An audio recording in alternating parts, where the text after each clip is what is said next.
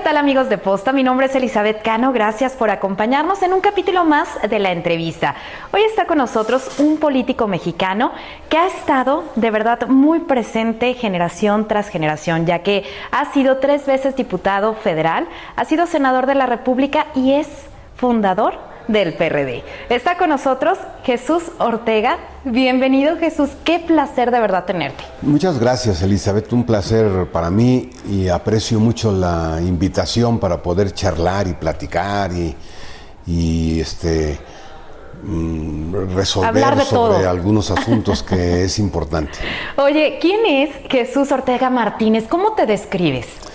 Pues yo pongo en mis cuentas de las redes sociales que soy un hombre con pensamiento de izquierda, que intenta ser todos los días congruente con ese pensamiento de izquierda, y soy un hombre con convicciones democráticas y que quiere contribuir a que México sea un país en donde pues, se puedan resolver los grandes problemas y la gente pueda vivir con el bienestar al que tenemos derecho como ciudadanos de México, pero también como seres humanos, simple y sencillamente. Y creo que bien vale la pena luchar por lograr ese objetivo y ese propósito. ¿Te consideras un luchador social? Sí, ser de izquierda es similar a ser un luchador social, porque cuando hablamos de luchadores sociales estamos hablando de poner tu trabajo, tu esfuerzo, tu pensamiento, tus ideas para transformar la sociedad y lograr que quienes vivimos en esta sociedad o quienes van a vivir en esta sociedad pues lo hagan en las mejores condiciones de dignidad y de bienestar. Por eso sí es correcto autodefinirme o que me definan como un luchador social. A ver, Jesús, tú naces en Aguascalientes. ¿Cómo fue tu infancia? ¿Dónde creciste? ¿Qué querías ser también de niño? Pues hace rato charlábamos fuera de las cámaras y decíamos que si todo está previamente calculado y yo he escuchado entrevistas de algunos políticos que dicen que desde niños tenían la pretensión de ser presidentes de la República o desde niños tenían la idea de ser grandes personajes de la vida política. Yo no creo en eso. Yo creo que de niño uno tiene aspiraciones más modestas, quiere divertirse, quiere jugar, quiere tener amigos, pues convivir con su familia, con sus hermanos. Pues esas eran mis aspiraciones. Iba a jugar béisbol, iba a jugar fútbol, convivir con mis hermanos. Yo tuve una hermana y 4 hermanos más, en total somos 5 hermanos y una hermana. Mi padre era trabajador ferrocarrilero. En aquel entonces en Aguascalientes estaban instalados los talleres más grandes de ferrocarriles nacionales de México, que eran talleres de reparación de los vagones y de reparación de las máquinas. Mi padre era ferrocarrilero, como mi abuelo paterno era ferrocarrilero. Mi madre era trabajadora de textiles. En Aguascalientes había una gran industria de textiles, de deshilados.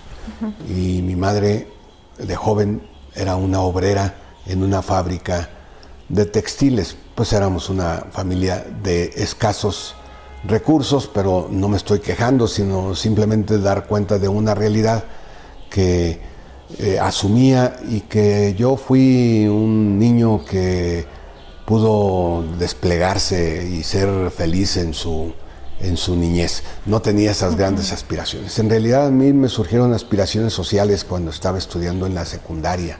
A ver, ¿cómo fue eso? Yo era estudiante del 2º año de secundaria cuando llegaron a mi salón de clases unos jóvenes a pedir permiso de hablarnos y tenían una característica. Estos jóvenes estaban completamente rapados. Y llamaba la atención que los 7, 10 jóvenes que llegaron a platicar con nosotros estaban completamente rapados todos. Lo que pasaba es que eran estudiantes de Aguascalientes que estudiaban en la Ciudad de México durante el movimiento estudiantil de 1968. Como escarmiento los detuvieron, y como escarmiento, antes de mandarlos a su estado, a su tierra, los pelaban para como estigmatizarlos. Y entonces ellos nos platicaron de lo que estaba pasando en la Ciudad de México. A mí me indignó lo que les hacían a ellos y lo que les hacían a otras personas. Y ahí creo yo, analizándome, que despertó algo, efectivamente. En Aguascalientes se hizo una manifestación organizada por ellos, por los pelones, les decíamos, en protesta por lo que estaba pasando en la Ciudad de México, en la represión a los estudiantes en 1968. Y mi primera participación en una manifestación fue asistir. Me inquietaba, me causaba curiosidad ver qué se hacía en una manifestación como la que convocaban. Y esa fue ¿Cuántos años tenías, Jesús? Pues he de haber tenido, estudiante de secundaria, he de haber tenido 15, 16 ¿Y eso fue años. lo que te marcó? Es correcto.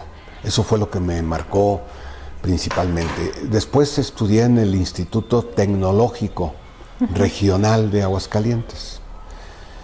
Y ahí había solamente 3 carreras, era una institución pública de reciente inicio de actividades en Aguascalientes. Había que estudiar ingeniería mecánica, había que estudiar ingeniería química o había que estudiar electricidad. Y yo decidí participar en el tecnológico, en el bachillerato de química. Sí. ¿Por qué química? La verdad es que no creas que lo tenía así perfectamente bien pensado. Sí. Pensé que a lo mejor era lo más adecuado para mí. No era muy aficionado a los números, entonces pensé que era mejor la química. Mejor la química. Al terminar la preparatoria, me vine a estudiar a México porque no había todavía universidad en Aguascalientes. Estaba el tecnológico. ¿Y solo te viniste solo? ¿Tu familia se quedó en Aguascalientes? No, se quedó mi familia en Aguascalientes, me vine yo solo. ¿Cómo fue eso? Acá vivía una hermana de mi mamá, una tía, y pues le pedí hospedaje a mi tía mientras yo hacía mis exámenes para ver si era admitido en el Politécnico Nacional, en la Escuela Nacional de Ciencias Biológicas. Me admitieron, pasé el examen y pues ya me quedé de manera más constante en la morada de mi tía. Vivía mi tía y 2 primas y ahí me aceptaron muy solidariamente y ahí viví un tiempo. Después salí, pero ahí viví un tiempo, cosa de la que estoy muy agradecido porque me permitió pues, pasar los primeros días en la Ciudad de México tan grande, con cierto refugio en la casa de mi tía y de mis primas. No sé si te pasó, pero yo cuando llegué a la Ciudad de México, porque soy de Durango, decía, bueno, este monstruo de ciudad, si me pierdo, ¿quién me va a encontrar? Y hay muchos cambios entre un estado de la República Mexicana y la Ciudad de México. Sí, aquí muchísimo. Es grandísimo. ¿Cuáles son esos principales retos que ese Jesús jovencito, con muchos sueños, con muchas aspiraciones, llega a esta gran ciudad? ¿Cuáles serían esos retos a los que te enfrentaste? Pues sí, mi tía era una persona en condiciones de pobreza, y yo diría que en condiciones de pobreza extrema, en una colonia, Santa Julia, que era muy, muy conocida por la delincuencia, por la violencia, y pues ir a la escuela que estaba en el casco, que está en el casco de Santo Tomás, era toda una travesía y una especie de aventura, porque yo iba con la bata blanca, no estaba estudiando medicina, estaba estudiando ciencias biológicas, y atravesar la colonia con la fama de violenta y de llena de delincuentes y de inseguridad, pues sí generaba cierto temor. Ya después me fui acostumbrando, y también había otros estudiantes que nos veníamos juntos para poder llegar a nuestras casas y poder sortear esas dificultades. Y también pues asistir a las bibliotecas que estaban lejanas de la escuela. Había libros en la escuela, pero no eran suficientes. El Politécnico tenía una característica: estudiaban jóvenes de origen pobre, jóvenes en condiciones difíciles, hijos de campesinos o hijos de obreros. Esa era una característica muy particular. Entonces pues había que conseguir libros, o había que ir a bibliotecas, o había que trasladarse por la enorme Ciudad de México. Pero también era muy enriquecedor vivir en la Ciudad de México siendo muy joven. Había que tomar camión y había que caminar mucho, pero uno lo hacía, cuando menos es mi caso, muy contento, conociendo la gran metrópoli, la gran Ciudad de México con todas sus cosas. Enseña mucho. A mí me enseñó mucho. ¿Qué fue lo que más te enseñó? Pues me enseñó tantas culturas conviviendo en la Ciudad de México. Tú eres del norte del país, de Durango, y aunque somos del mismo país, hay no solamente orígenes diferentes, sino culturas diferentes. La cultura del norte del país es sustantivamente, radicalmente diferente a la cultura de Chiapas o a la cultura de Yucatán, ¿no? Y las personas adquieren personalidades diferentes. Y de pronto, todas esas culturas predominantes en una sociedad tan diversa como es la sociedad mexicana se concentran en la gran ciudad. Y ahí conocías, no solamente en la escuela, sino ahí conocías personas de todas las entidades y a veces de otros países, porque al Politécnico asistían muchos jóvenes de Centroamérica o de Sudamérica o de algunas otras partes del mundo. Eso me llamó muchísimo la atención, esa gran pluralidad que todavía existe, por cierto, afortunadamente en la Ciudad de México. ¿Y en qué momento fue que entraste de lleno al tema político? Cuando yo llegué a la escuela de ciencias, bueno, ya habíamos hecho una huelga de hambre en Aguascalientes para que se abrieran las escuelas a la de educación superior que había. Ya habíamos hecho una huelga de hambre para que hubiera pase libre, para que no hubiera examen de admisión, junto con otros compañeros, mis 2 hermanos incluidos. Pero en la Escuela de Ciencias Biológicas había una peculiaridad. Apenas había pasado la violenta represión de una marcha el 10 de junio de 1971. Y unos 2 o 3 años había pasado, y había pasado también el movimiento estudiantil de 1968, donde murieron muchos jóvenes estudiantes. Entonces, ¿qué había en la escuela? Una gran inquietud social de todos estos jóvenes que venían de toda la República. Era prácticamente imposible sustraerse de esa inquietud social, de esa indignación que prevalecía entre todos los jóvenes. Bueno, eso fue determinante para que yo también me involucrara en este movimiento estudiantil que rechazaba el autoritarismo, que rechazaba la ausencia de libertades, que no admitía que se cancelara su pensamiento o se limitara su capacidad de expresarse.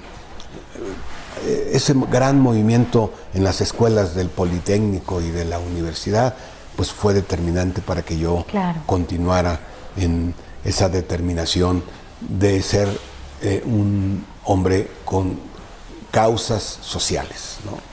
¿En la política hay amigos, Jesús? Sí, desde luego, claro que sí.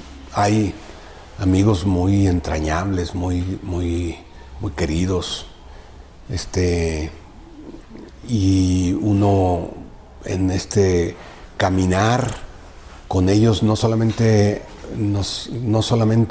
nos acompañamos, no solamente somos compañeros en el camino, sino también construimos amistades muy intensas y muy profundas, muy leales. ¿Y hay traiciones?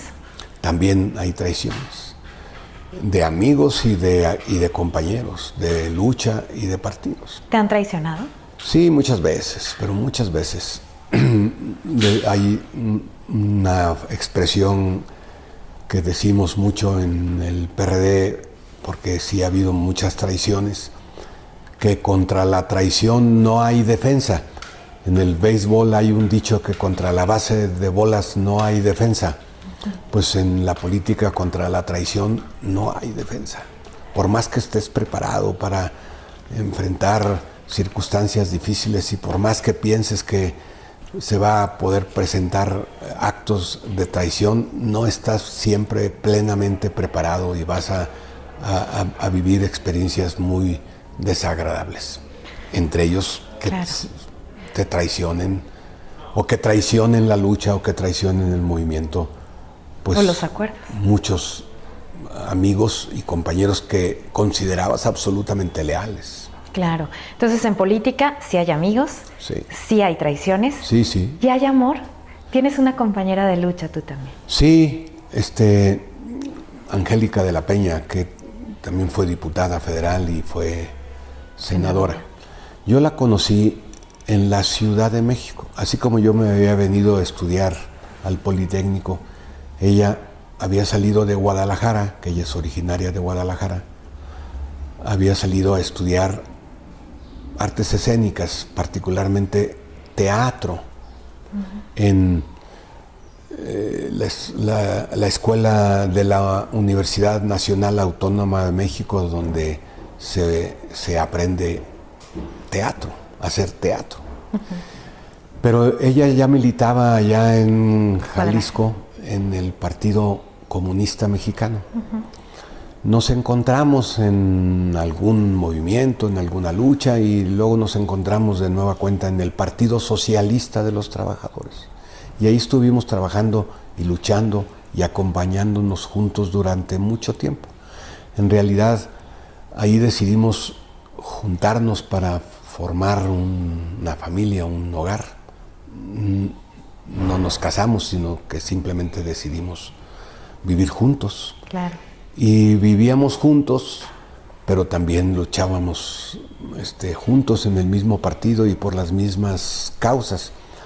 Eso a algunas parejas les causa problemas. A nosotros nos causó algunos problemas, pero logramos remontarlos. Sí. Y seguimos juntos, a pesar de que han pasado tantos años luchando en las mismas organizaciones, en los mismos partidos y por las mismas causas.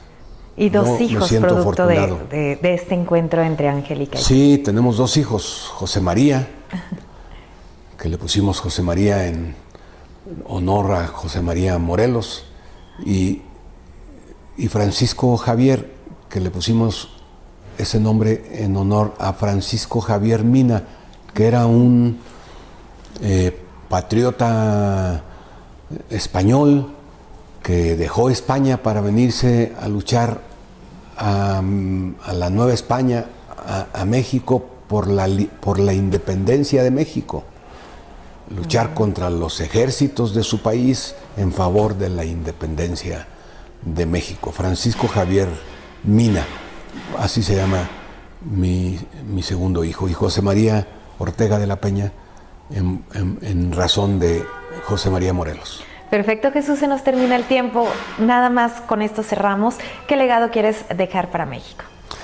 Pues el legado de un México democrático, un México donde puedas ejercer plenamente tus libertades, tus derechos humanos, un México donde no tengas abusos por parte de los poderosos, un México donde puedas tener salud, educación, una vida de dignidad, un empleo digno, donde puedas tener, si lo deseas, una familia y donde puedas ejercer plenamente tus derechos humanos. Eso es lo que yo quisiera que pudiéramos contribuir en algo a dejar a partir de nuestro esfuerzo y de nuestra lucha de toda la vida. Jesús, de verdad, qué placer tenerte en Posta, toda una institución desde que llegó. Se lo he dicho. Gracias, Jesús Ortega, por estar con nosotros. Gracias, Elizabeth, por tu gentileza. Muchísimas gracias. Recuerda que tus sueños son más grandes que tus miedos. Mi nombre es Elizabeth Cano. Nos vemos en otro capítulo.